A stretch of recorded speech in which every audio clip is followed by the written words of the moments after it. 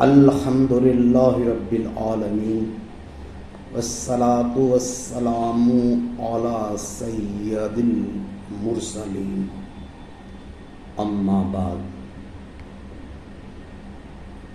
بدعت کے بارے میں جاننا نہایت ضروری ہے۔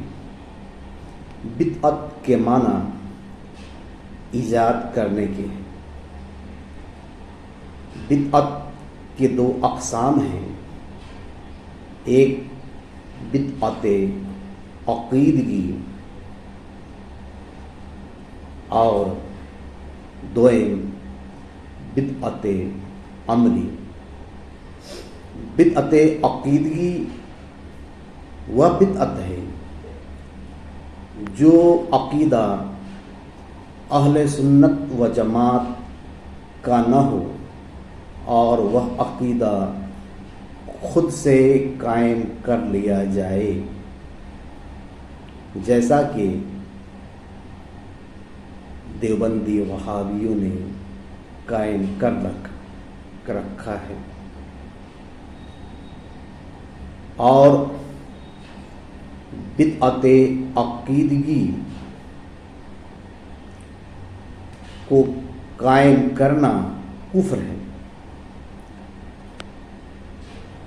بدعت عملی وہ بدعت ہے جو عمل کا تصور شریعت میں موجود نہ ہو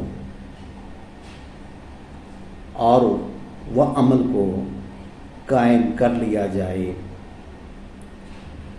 یا کسی مستحب عمل کو واجب سمجھ لیا جائے۔ امام اہل سنت حاجی امداد اللہ مہاجر مکی رضی اللہ عنہ فرماتے ہیں کہ کسی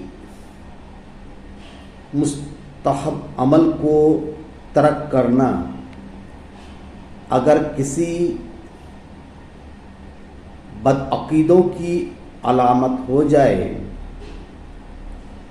تو اس مستحب عمل کو ترک کرنے والوں کو برا کہنا مستحب عمل کو واجب جاننا نہیں مانا جائے گا، جیسا کہ میلاد النبی میں قیام کو ترک کرنا بدعقیدوں کی علامت ہو گئی ہے۔